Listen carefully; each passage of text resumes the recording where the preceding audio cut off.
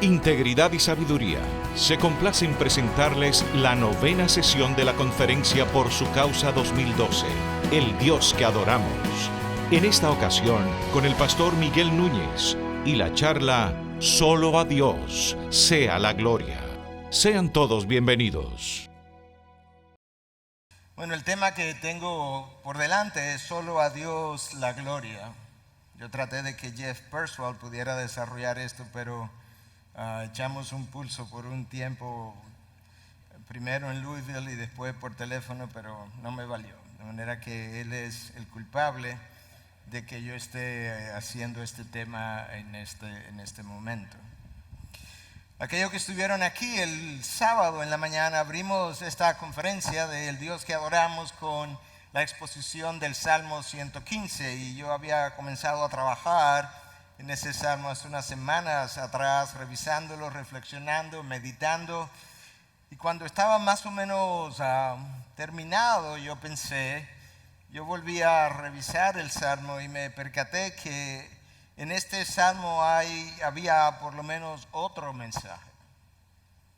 De manera que en el verso 1 yo vi lo que se supone que yo haga en esta hora. Yo quiero leerlo una vez más. No a nosotros, Señor, no a nosotros, sino a tu nombre da gloria, por tu misericordia y por tu verdad. Mi tema es solo a Dios la gloria. No a nosotros, sino a tu nombre da gloria. Me puse a trabajar en ese tema para poder exponer en esta segunda parte y cuando terminé me percaté que todavía en ese versículo 1 hay otro sermón escondido. Porque cuando vemos el versículo nosotros pudiéramos hablar un poco acerca de por qué no a nosotros, por qué solamente a Dios, qué significa esto de la gloria de Dios, qué implica. ¿Qué implicaciones prácticas tiene eso para nuestras vidas? Si la gloria de Dios es aquello que Él es, aquello que Él irradia, ¿de qué manera entonces yo estoy supuesto a darle esa gloria ahora, cuando en realidad Él es la definición de la gloria?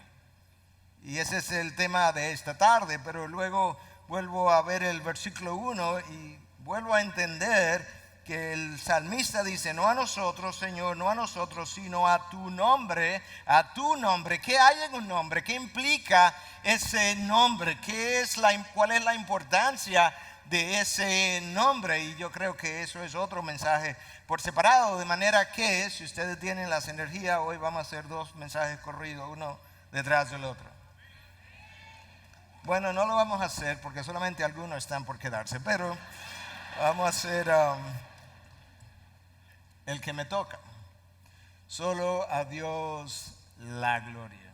Esa es una frase fácil de recordar, difícil de entender, como vamos a ir viendo, e imposible de vivir para una criatura egocéntrica como lo somos nosotros. Es fácil de recordar porque es corto, es difícil de entender porque la gloria de Dios tiene implicaciones masivas.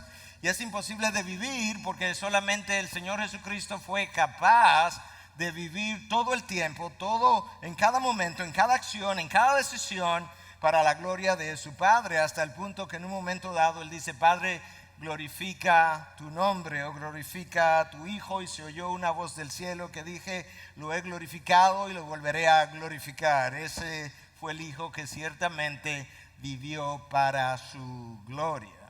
Y sin embargo, el apóstol Pablo les escribe a los Corintios y nos deja como legado el hecho de que ya sea que tú comas o bebas o hagas cualquier otra cosa, hacedlo todo para la gloria de Dios, de tal manera que por un lado yo reconozco la imposibilidad que yo tengo de vivir de esa forma, pero por otro lado yo tengo un mandato de parte de Dios a través del apóstol Pablo de que sea que yo coma, que yo beba o que yo haga cualquier otra cosa, yo necesito hacerlo con la gloria de Dios en mente. Pero la frase es solo a Dios la gloria. Déjame comenzar con la frase para luego continuar. Esa frase en el tiempo de la Reforma tuvo y continúa teniendo, yo creo, dos implicaciones. La primera para los reformadores es que realmente toda la salvación tiene que ser atribuida a nuestro Dios. Toda la gloria de nuestra salvación es atribuible y atribuida a nuestro Dios. Dios llama, Dios regenera, Dios santifica, Dios preserva y eventualmente Dios glorificará. Ese entendimiento es lo que lleva a los reformadores a postular sus 5 famosas solas: sola gracia o sola escritura, comenzando con esa primera. Sola escritura, la palabra es la única autoridad en materia de fe y práctica y es la autoridad suprema del hombre. Sola gracia, la salvación que no es merecida. No hay nada en mí, en ti, que merezca que Dios nos dé salvación. Sola fide o salvación por fe, aparte de cualquier obra que nosotros pudiéramos hacer, que en ningún momento calificaría para llenar el estándar de Dios. Solus Christus, o solo en Cristo, salvación solamente a través de la persona de Cristo. No hay ningún otro nombre debajo del cielo por medio del cual tú y yo podamos ser salvos. Y finalmente, solo a Dios la gloria. En otras palabras, cuando todo sea dicho y hecho, solamente Dios puede llevarse la gloria. Y muchos han dicho con toda propiedad que esta última sola resume las otras 4 o las primeras 4. Michael Horton lo dice de esta manera: predicar las escrituras, esa es sola escritura. Predicar las escrituras es predicar a Cristo. Predicar a Cristo es predicar la cruz. Predicar la cruz es predicar la gracia. Predicar la gracia es predicar la justificación por fe solamente. Y predicar la justificación es atribuir toda la salvación a la gloria de Dios y responder a esas buenas nuevas en obediencia agradecida a través de la vocación nuestra en el mundo. Michael Horton resumió en ese párrafo cómo las 5 solas o las 4 solas primeras concluyen en la última de solo a Dios la gloria. Pero yo quiero que tú prestes atención a la manera como él concluye en ese párrafo, porque él dice que una vez tú entiendes que a Dios solamente, o Dios solamente merece la gloria, que tú y yo debemos responder a esas buenas nuevas con una obediencia agradecida a través de la vocación nuestra en el mundo. No importa si tú eres un ministro de la palabra o si tú eres un trabajador, un ingeniero, un economista en el mundo secular, se supone que una vez tú entiendes las buenas nuevas de Jesucristo, tú también debieras responder en obediencia agradecida, no solamente cuando un ministro de la palabra hace esto que yo estoy haciendo ahora, pero también cuando alguien que no es ministro de la palabra, que no es pastor, que no es misionero, cuando él se va a trabajar en el mundo, se supone que él debe estar trabajando en esta sociedad secular, teniendo en mente única y exclusivamente la gloria de Dios. La pregunta que tú y yo tenemos que comenzarnos a hacer es si ciertamente es de esa manera que tú y yo vivimos. En el último mes, en la última semana, en el último día, ¿qué tan consciente tú y yo estábamos cada vez que fuimos a hacer algo de que realmente la única razón para hacer eso que estábamos listos para hacer fue la gloria de nuestro Dios? Y la razón por la que es de esa manera es que Dios ha declarado de forma no discutible, de forma enfática a través del profeta Isaías lo siguiente en 43:7: a todo aquel que es llamado por mi nombre, a quien he creado para mi gloria, a quien he formado y a quien he hecho. ¿Tú oíste eso que yo acabo de leer? La única razón de tu existencia es la gloria de Dios. La única razón de tu trabajo es la gloria de Dios. La única razón de tu matrimonio es la gloria de Dios. La única razón de tu diversión es la gloria de Dios. Tú fuiste creado para una sola cosa y esa sola cosa debe ser perseguida en cada una de las tareas, en cada uno de los momentos, en cada una de las ocasiones, en cada una de las decisiones de mi vida. Algo tan sencillo como comer o tomar o cualquier otra cosa, hacerlo para la gloria de Dios. ¿Vivimos así realmente? Yo creo que muchas veces días, meses pasan y muchos de los hijos de Dios ni siquiera se han detenido a reflexionar ni por un momento en lo que implica llevar su vida persiguiendo la gloria de Dios. Y lamentablemente yo creo que ocurre dentro de nuestras iglesias también. Hermanos, tenemos que admitir que muchas veces a nuestras vidas le hace falta profundidad. Y la profundidad que le hace falta es porque estamos viviendo conforme a agendas, a proyectos, a ideas nuestras, a propósitos humanos, terrenales, que jamás han de saciar el alma humana.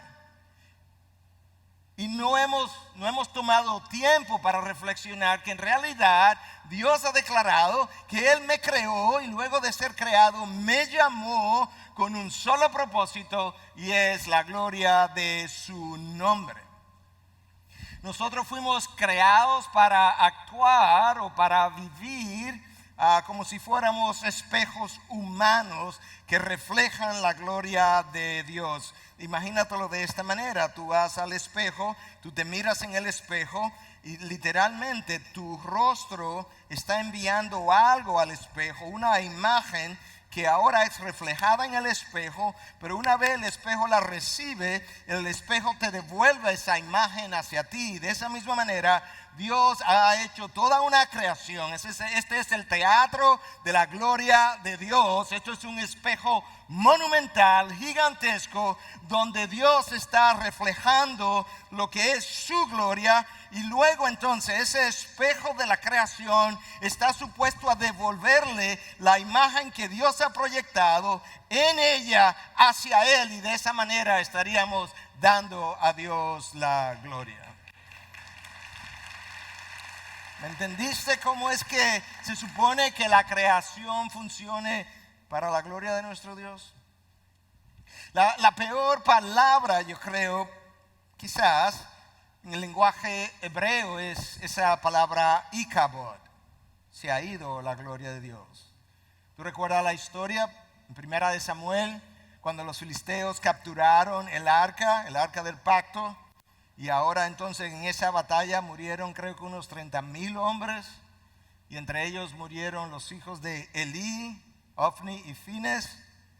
Y la noticia le llega ahora a Elí. Elí ya era un hombre viejo, un hombre pesado, había engordado mucho. Recibe la noticia, se cae para atrás, se rompe la nuca, es desnucado.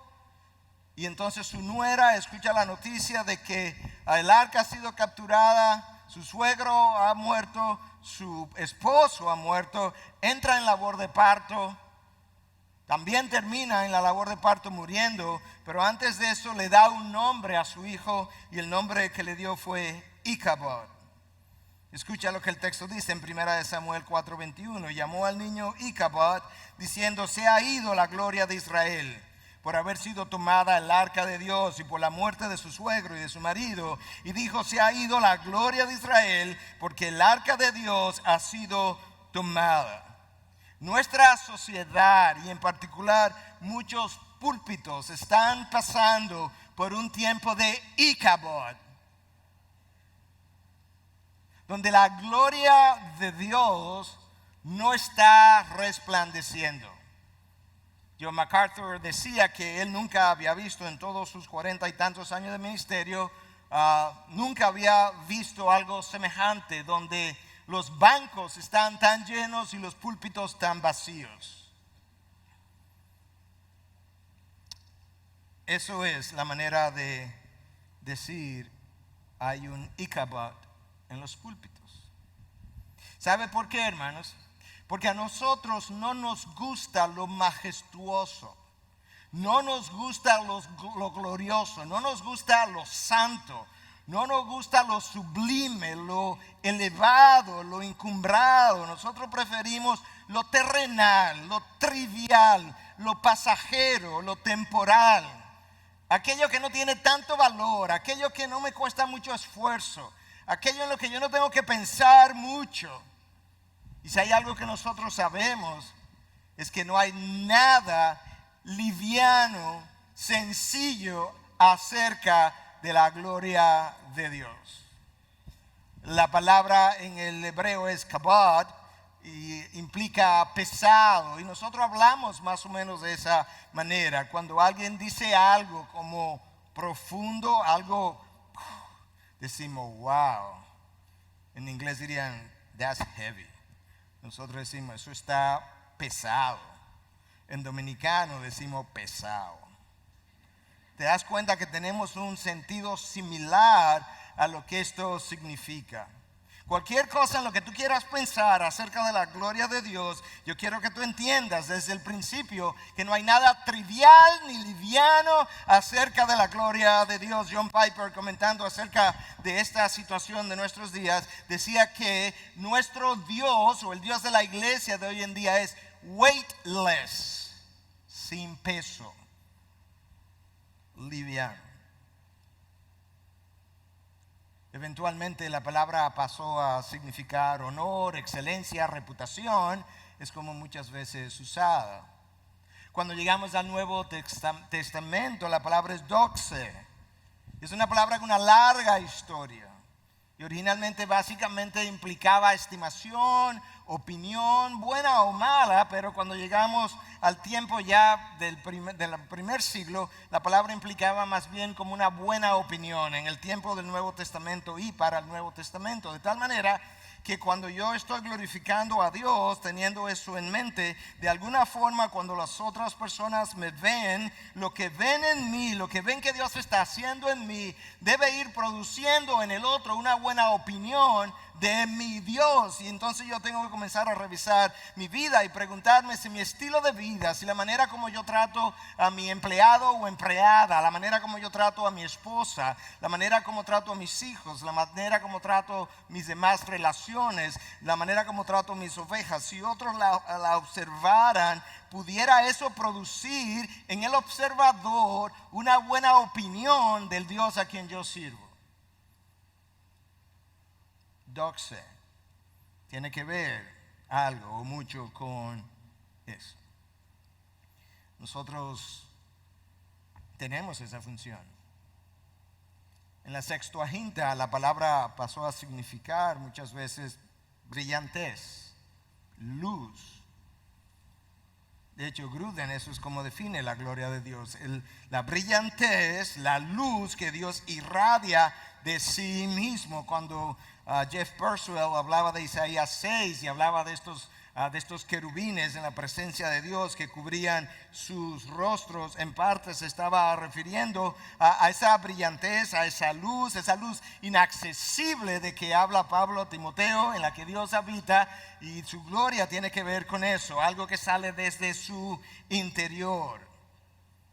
Y todavía otros la definen como el conjunto de cualidades, atributos que forman la esencia de Dios y que fluyen entonces desde su interior hacia afuera, y la manifestación en su creación de los atributos que son propios de la divinidad. Entonces eso tiene que ver o es equivalente a la gloria de Dios que nosotros vemos. El Salmo 19 dice que el firmamento proclama, declara la gloria de Dios. Sin hablar, el firmamento nos hace decir, wow, aquí hay sabiduría, aquí hay poder. Esto es majestuoso, esto es extraordinario. Nos hace pensar incluso en la infinitud de Dios, porque el firmamento es no infinito, pero continúa en expansión como si nunca fuera a terminar. Contemplamos la cruz y ahora vemos a su amor y su gracia y su misericordia, y vemos su justicia en la cruz, y vemos entonces como el firmamento refleja la gloria de Dios, refleja sus atributos de una manera, como la cruz refleja otros atributos de Dios de otra manera, y vemos como en cada cosa Dios ciertamente está reflejando lo que Él es, y la creación debiera actuar en retorno como un espejo, devolviéndole a Dios la gloria que Él ha proyectado sobre ella. Walter Kaiser define la gloria de Dios como la presencia visible y activa de Dios. Si quisiéramos ver eso en el Antiguo Testamento, la nube que guiaba al pueblo judío, que posaba sobre el arca del pacto, era algo visible, pero a la vez era algo activo. La nube determinaba cuando el pueblo caminaba, cuando el pueblo se detenía, y cuando Dios estaba obrando. Ellos vieron grandes cosas ocurrir, el mar se abrió, el maná caía. Todo eso implicaba parte de la gloria de Dios, de la presencia visible y activa de Dios. Pero cuando esas cosas comienzan a no ocurrir, entonces comienza el pueblo a vivir un tiempo de Icabod. La gloria de Dios se ha ido. El pueblo judío volvió a vivir eso. Ezequiel lo relata en los capítulos 9 al 11, como en un momento dado, a través de esta visión, Dios permite que el profeta pueda ver la nube que normalmente reposaba sobre el arca del pacto, cómo se levanta en medio de los querubines, cómo se va a lo que es el dintel de la puerta, y luego cómo se va a la montaña y desde ahí desaparece. De ahí en adelante la presencia activa, manifiesta de Dios en su pueblo, en Israel, iba a desaparecer por los próximos 400 años, hasta que un día unos pastores en el campo escuchan y ven cómo la gloria de Dios brilló en medio de la oscuridad de la noche, porque el Hijo de Dios había nacido. En los momentos de avivamientos de la historia de la iglesia se habla de mucha actividad de esa presencia manifiesta de Dios, donde grandes cosas ocurren y donde el pueblo puede experimentar lo que otras veces no podría experimentar o no habría experimentado. Pero cuando el pueblo se acostumbra a lo que es la presencia de Dios, su presencia activa, de repente el pueblo comienza entonces a pecar y Dios comienza a alejarse de ese pueblo. Dios es omnipresente, lo vimos ayer de parte de Jeff cuando él predicaba acerca de la presencia de Dios. Pero hay una manera activa en la que Dios decide retirarse de su pueblo en medio de la pecaminosidad de su pueblo. El problema está en que ese pueblo no entiende lo severo, lo grave, lo pesado, si yo pudiera decir, que es el retiro de esa presencia manifiesta. Porque cuando eso ocurre, creo que mencionaba algo de esto en mi primer mensaje, cuando eso ocurre, la gente le pierde el miedo reverente, el temor reverente a la santidad de Dios. Cuando tú le pierdes el temor reverente a la santidad de Dios, tú le pierdes el miedo al pecado. Cuando tú le pierdes el miedo al pecado, tú comienzas a alejarte aún más de ese Dios. Pero nuestras iglesias están tan organizadas, sobre todo en este mundo occidental. Las iglesias funcionan tan bien y las cosas se dan tan rítmicamente, que resulta que de repente Dios no está manifestándose entre nosotros, pero nuestras actividades continúan, y la continuación de nuestras actividades en los tiempos programados nos convencen de que Dios no ha retirado su presencia manifiesta, y lo peor entonces está por venir. Y es que ese pueblo vive contento sin la presencia manifiesta de Dios. el pueblo de Dios, sin su presencia manifiesta, ha aprendido a vivir contento consigo mismo. Y yo no sé, hermanos, si hay nada más terrible que eso. Yo no sé si hay nada más terrible que ser parte del pueblo de Dios y vivir un momento en el que yo no reconozca el Ichabod de mi congregación o de mi vida. Nosotros decimos confesionalmente, confesamos nuestra teología y decimos gloria a Dios, gloria a Dios. Aprendemos el lingo, aprendemos la forma de hablar, el lenguaje, pero luego nuestros estilos de vida no revelan mi teología confesional. Mi teología funcional del día a día no es indicativa de mi teología confesional, de aquello que yo digo creer. John Piper nos ayuda a pensar a través de todo esto y nos dice que tú y yo necesitamos cultivar la mentalidad de los exiliados. Somos ciudadanos de otra ciudad, de otra nación, de otro reino y necesitamos cultivar otra mentalidad, la mentalidad de los exiliados. Escucha lo que él dice. Esto nos hace sobrios, no triviales, y nos despierta para que no vayamos a la deriva con el mundo y para que no demos por sentado que la manera en que el mundo piensa y actúa es la mejor. Piper agrega y dice, no asumimos que lo que aparece en la televisión beneficia el alma. No asumimos que las prioridades de los anunciantes ayudan al alma. No asumimos que las estrategias y valores de los negocios y la industria ayudan al alma. No asumimos que nada de esto pueda glorificar a Dios. Nos detenemos, pensamos y consultamos a la sabiduría de nuestra propia nación, que es el cielo. Y no asumimos que la sabiduría convencional de estos tiempos viene de Dios. Nosotros orientamos nuestro rumbo por la palabra de Dios. Cuando uno se visualiza como un extranjero y exiliado con su ciudadanía en los cielos, y cuando uno ve a Dios como su único soberano, uno no se va a la deriva juntos con las corrientes de nuestros días.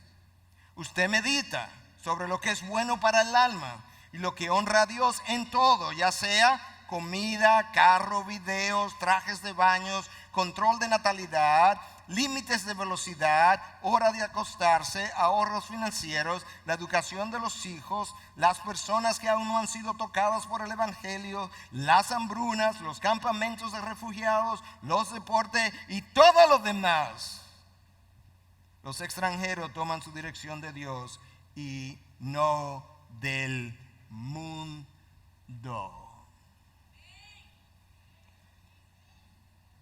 Piper tiene más autoridad que yo para decirlo.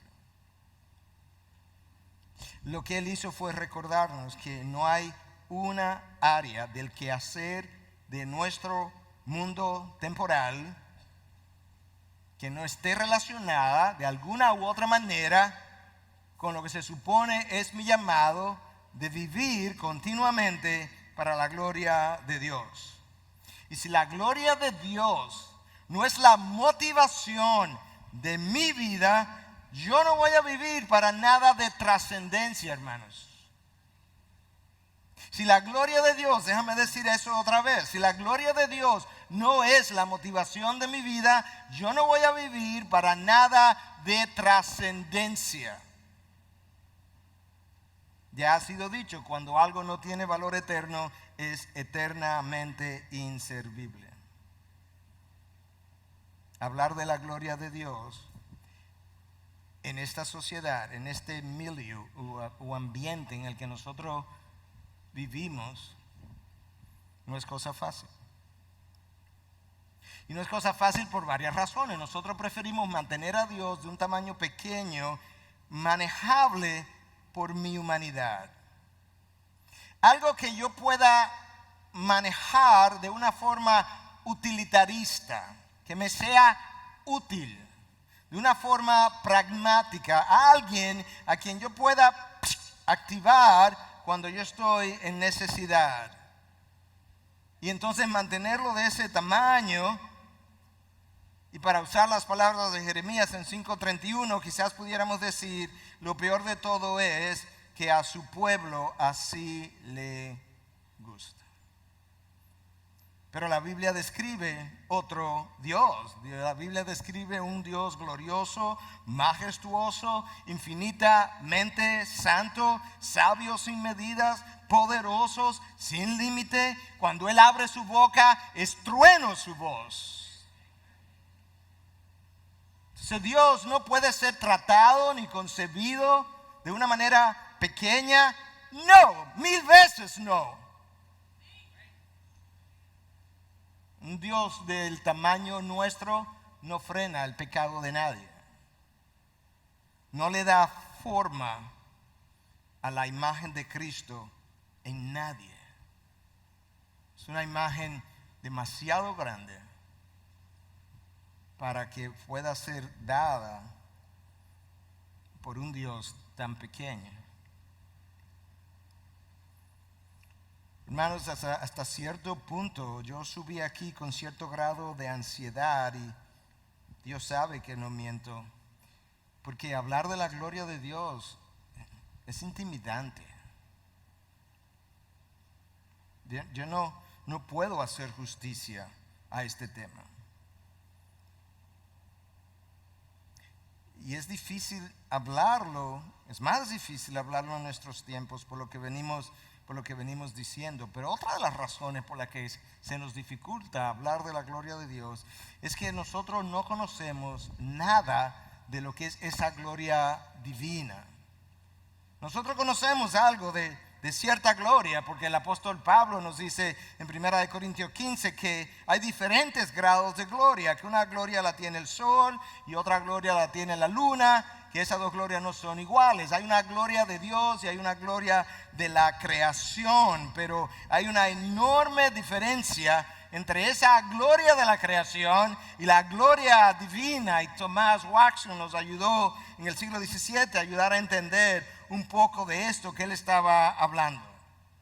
Y para tratar de explicarlo, él decía que en Éxodo 28:2 nosotros leemos lo siguiente acerca de lo que Dios le dijo a Aarón, que estaba supuesto a representar el sumo sacerdote, que como figura apuntaba a la persona de Jesús que habría de venir. Y entonces él, citando a Éxodo 28:2, nos dice lo siguiente. Esto es lo que dice el texto. Y harás vestiduras sagradas para tu hermano Aarón, para gloria y para hermosura. Dios, gloria y hermosura están íntimamente conectadas. Harás ese tipo de vestimenta para gloria y para hermosura. Ahora Watson dice que cuando Aarón terminaba de hacer su función, él iba y se quitaba todas estas vestiduras de gloria y volvía a ser el Aarón común y corriente, pero que esa no es la gloria divina de la que la Biblia nos habla, porque la gloria divina es algo que Dios es, que Él es todo el tiempo y que Él está incapacitado, si pudiéramos decir, para quitársela, pero porque quitarse la gloria de encima de su ser sería dejar de ser Dios, porque gloria es lo que Dios es. Y entonces el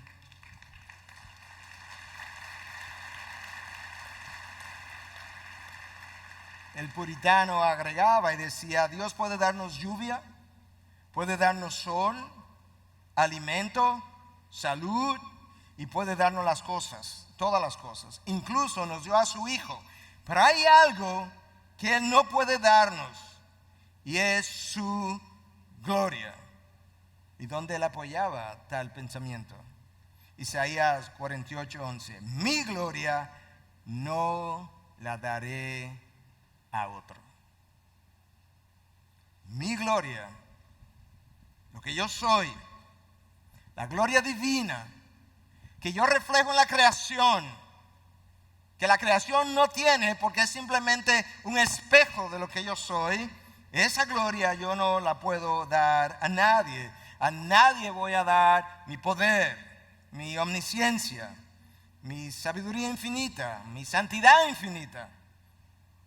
Nosotros podemos conocer algo de la inteligencia porque alguna inteligencia tenemos que tener.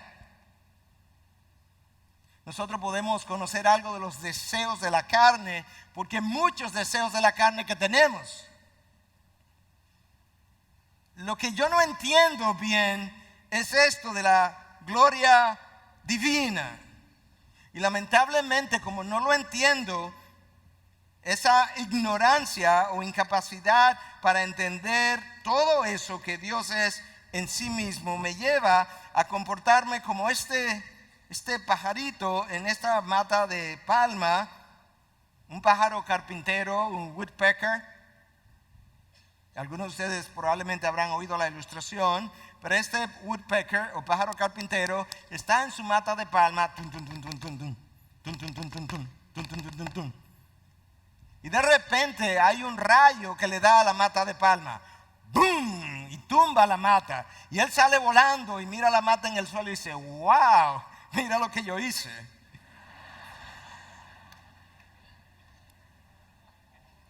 Yo creo que nosotros somos así. Nosotros estamos involucrados en el trabajo de Dios. Dios hace un boom y hace algo. Y nosotros vemos eso que Él hizo. Y nosotros decimos luego, wow, mira lo que yo hice. Cosa que está muy por encima de nuestras capacidades. Nosotros no sabemos, no conocemos nada acerca de esa gloria divina. Y hermanos, de esa gloria divina, la mayoría de nuestros púlpitos están vacíos. A mí no me cabe la menor duda. Yo sé que puede estar errado, pero este es el grado de convencimiento que yo tengo.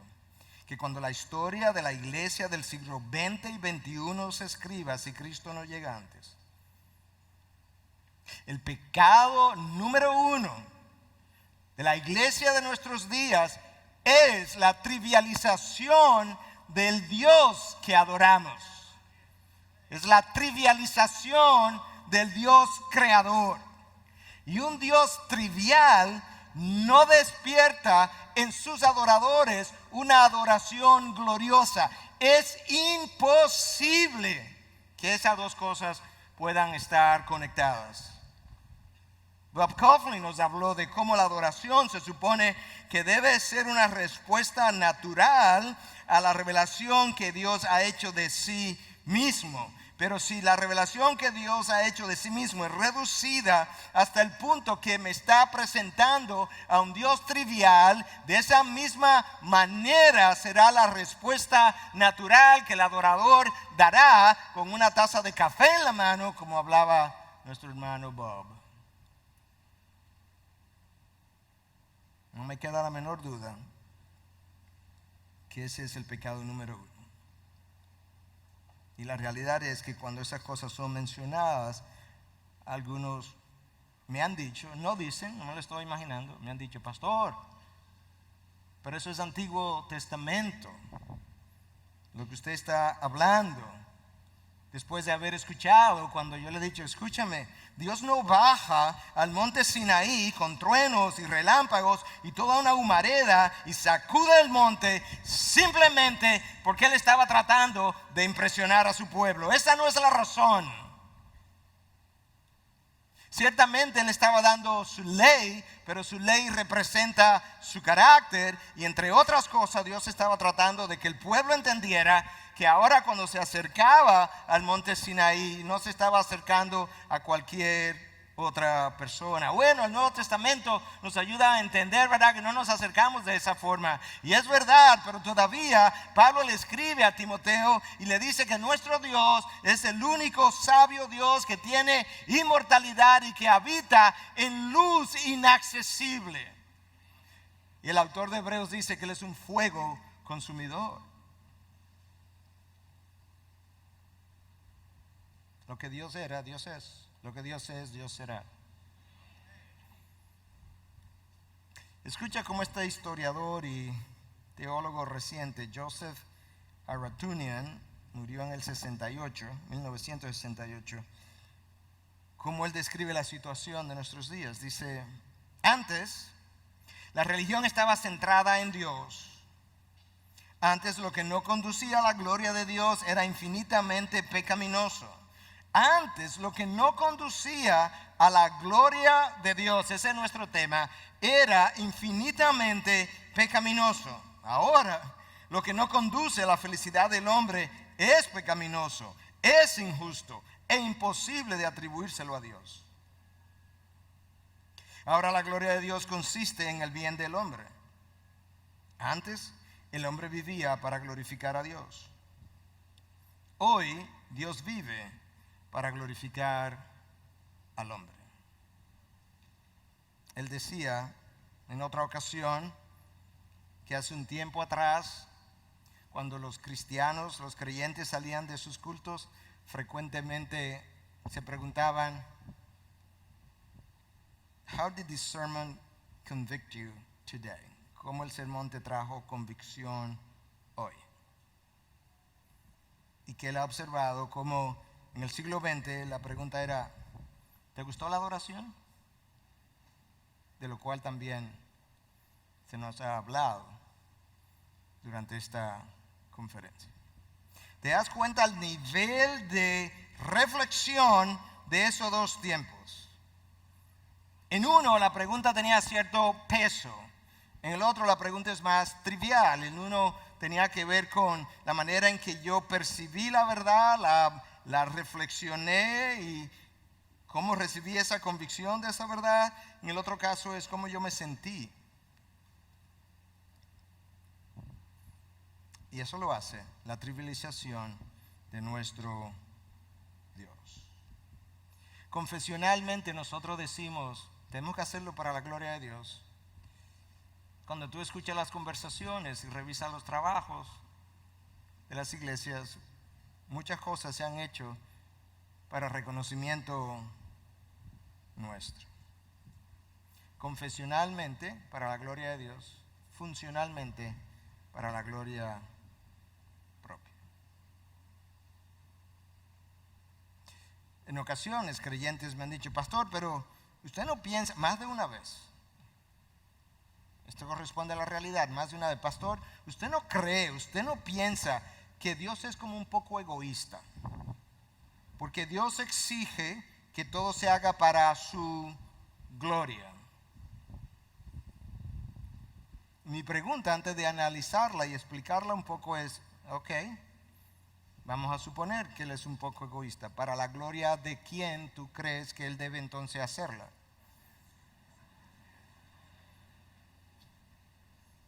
Hermanos, si yo me paro aquí en este momento y digo, yo soy el mejor pastor del mundo, usted sabe dos cosas acerca de mí. Primero, que yo soy un gran mentiroso.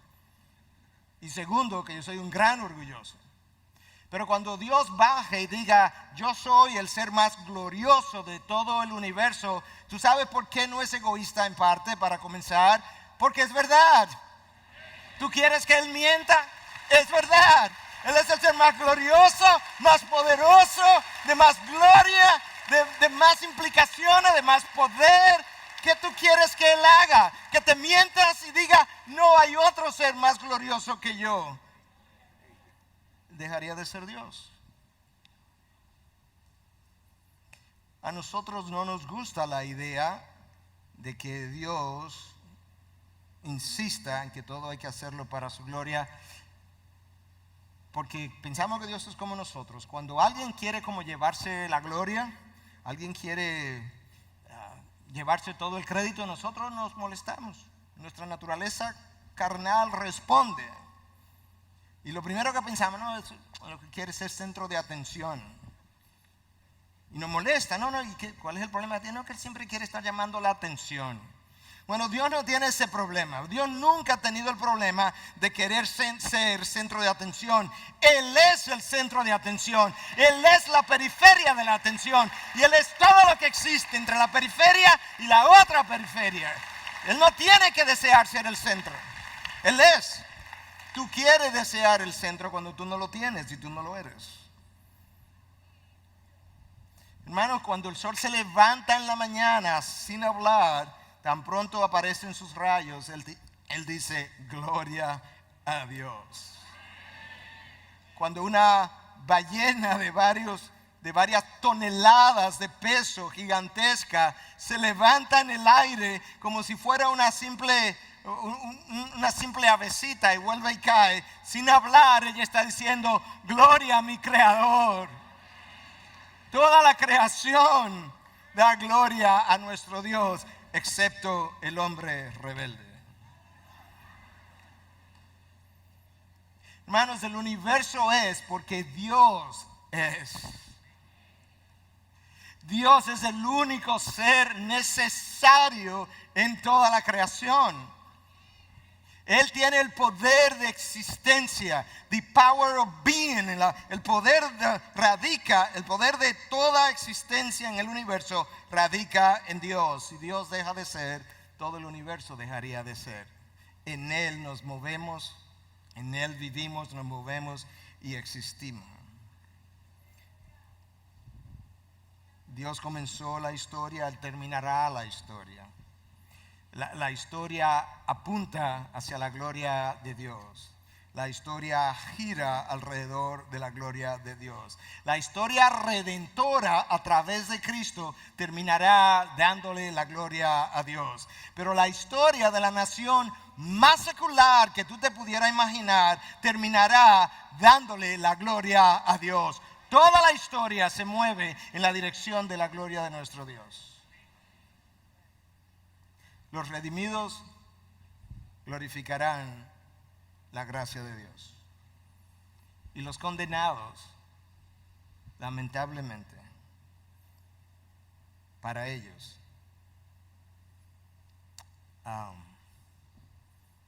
afortunadamente, desde otro punto de vista, también terminarán dándole la gloria a Dios, porque glorificarán su justicia. Cuando alguien quiere ser aplaudido nos molesta, porque cuando alguien es aplaudido, eso implica que yo no estoy siendo aplaudido. Y eso como que nos molesta, no nos gusta reconocer a ese otro. Dios no tiene ese problema, porque después que nosotros terminemos de aplaudir a Dios, Dios mira para abajo y dice, se han quedado cortos de mi gloria. Después que toda la raza humana pudiera terminar de aplaudir, Dios pudiera enviar uno de estos querubines de los cuales oímos y decir, ve y despliega mi gloria para que ellos vean lo que verdaderamente son aplausos.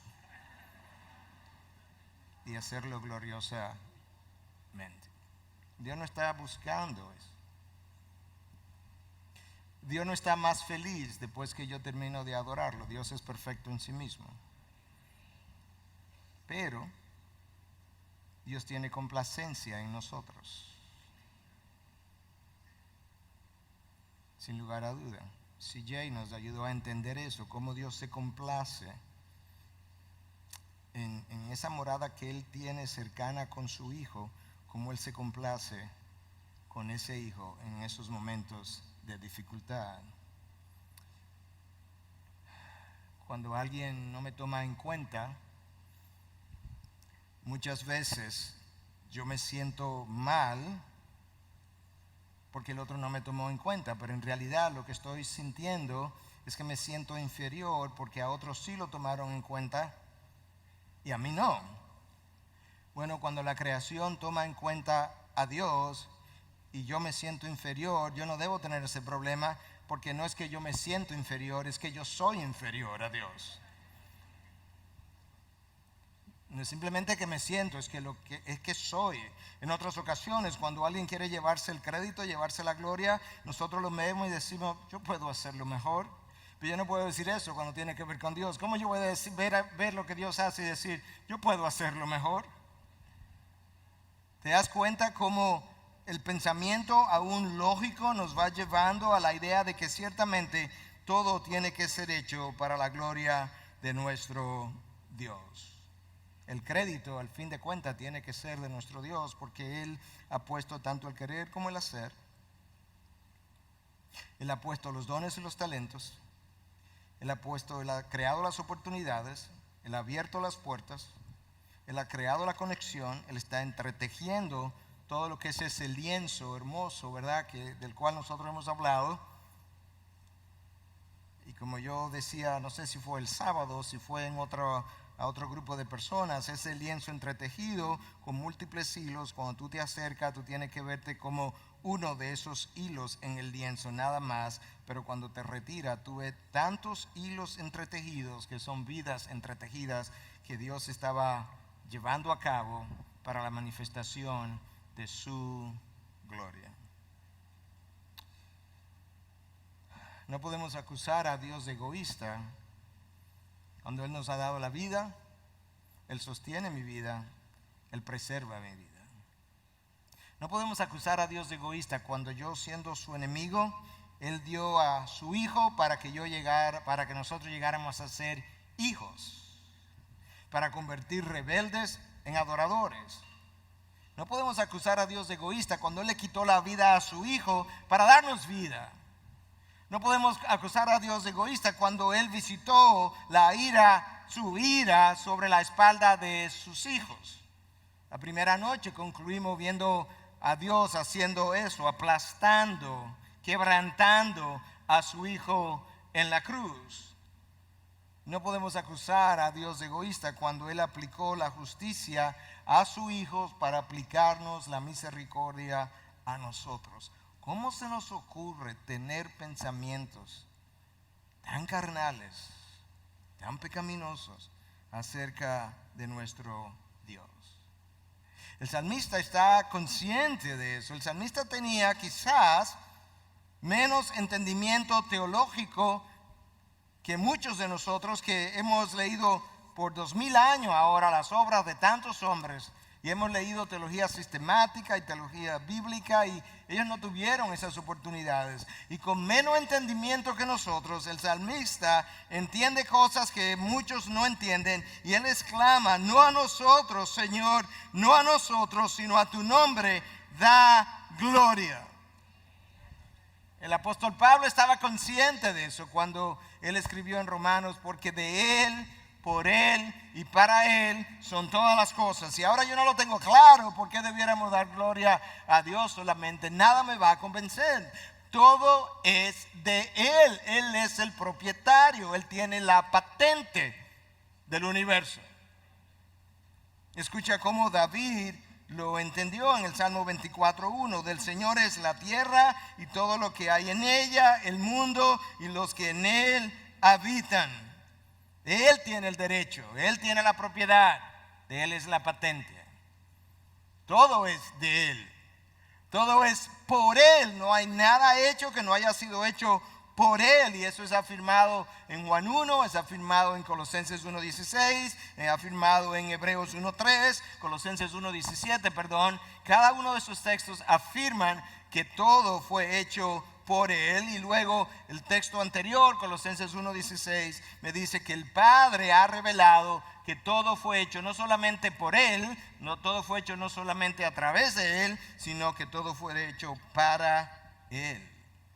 Hermanos, si todo es de Él, si todo es por Él, si todo es para Él, no es fácil y lógico concluir que entonces toda la gloria debe ser atribuida a Él. ¿A quién más se la vamos a atribuir?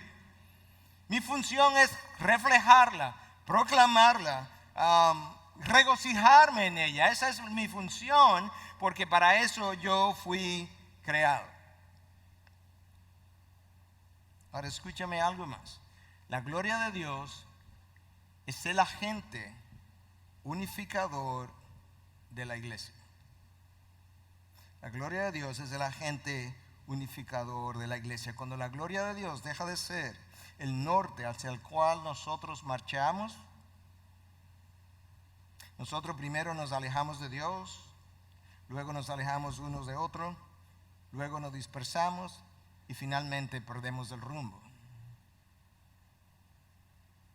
Porque la gloria de Dios, la persecución continua de una sola meta, de un solo objeto, es el agente, el único agente que puede terminar unificando la iglesia. La gloria de Dios es el norte de la iglesia. Pero para yo encontrar el norte, yo necesito una brújula. Y la pregunta sería, si la gloria de Dios es el norte de la iglesia, ¿cuál es la brújula que apunta hacia el norte? Yo quiero sugerir que es la persona de Jesús. La persona de Jesús es la brújula que continuamente está apuntando hacia la gloria de Dios y a través de quien yo necesito continuar haciendo, viviendo, persiguiendo todas las cosas, porque Él es el agente de unificación de la iglesia que Él compró. Padre, glorifica tu nombre, dijo la brújula cuando pasó por aquí. Él apuntó continuamente hacia la gloria de su Padre. Él señala el norte. Y en cierta medida, entonces, ahora Dios nos ha dado algo que puede servir de agente de unificación para el pueblo sobre el cual es invocado su nombre a la hora que Él lo llame a la batalla, de una manera unida. Déjame ir cerrando y déjame darte esta ilustración. En julio del año 2010, la Universidad de Sheffield, el Departamento de Física y Astronomía, anunciaron que habían descubierto la estrella más brillante que se ha encontrado en el universo. La más brillante. La masa, sin embargo, con relación al Sol, solamente era 265 veces mayor. Su brillo era desproporcionalmente mayor que la masa, debido a que la masa de esta estrella tan brillante es tan y tan densa que solamente es 265 veces mayor, pero con una brillantez de proporcionalmente mucho mayor. La estrella eventualmente fue denominada R136A1 y resulta que no es solamente 2 veces más brillante que el Sol, no es 10 veces más brillante, ni 100 veces más brillante, ni 1000 veces más brillante, ni 1.000.000 de veces más brillante, sino 10 millones de veces más brillante que el Sol, con apenas una masa de 265 veces su tamaño. Y usted podrá decir que tiene todo eso que ver con Cristo y su gloria. Bueno, recuerda, la brillantez de este astro tiene que ver con su masa, con su peso. 10 millones de veces más brillante que nuestro Sol. Me duele la retina, como decía alguien, ya solamente de pensar en eso. Eventualmente esa estrella será nombrada. Y alguien, haciendo referencia a esta ilustración, decía: yo tengo una sugerencia. Yo sugiero que esta estrella sea llamada la estrella Jesús, ya que entre los que han dado testimonio de la gloria de Dios, ninguno ha brillado más brillante que Él. Y su brillantez tiene que ver con el peso de la gloria de Dios en la persona de Jesús.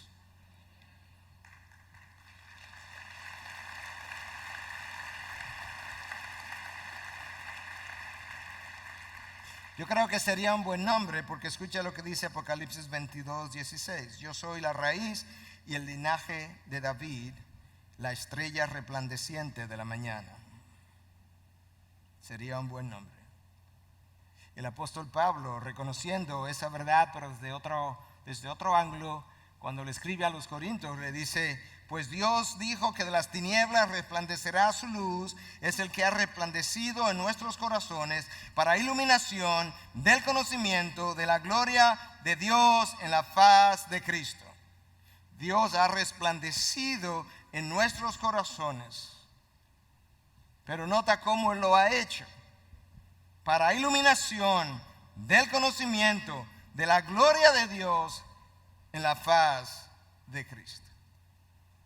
Cuando Dios nos dio a su Hijo, Dios personificó su gloria en su persona. Y nos envió, si pudiera yo decir, su gloria en una humanidad con la cual tú y yo pudiéramos relacionarnos, que fue y construyó un puente entre Dios y el hombre, que fue y pagó una deuda por ese hombre, que no tenía forma de alcanzar al otro lado para contemplar la gloria de Dios. Y a través de la persona de Jesús, entonces, Dios nos ha permitido poder ser redimidos, pasar de esclavos a libres, pasar de rebeldes a adoradores, para que en algún momento alrededor del trono nosotros podamos reunirnos y estar en presencia de la más hermosa y gloriosa iluminación que jamás se pueda concebir, no proveniente del sol o de ningún astro creado, sino proveniente del mismo Hijo de Dios, porque Él será su luz.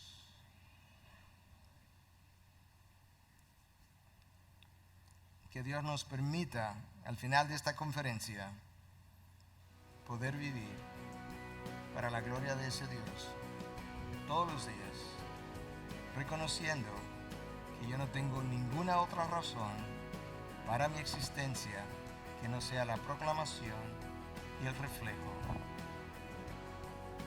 de su santa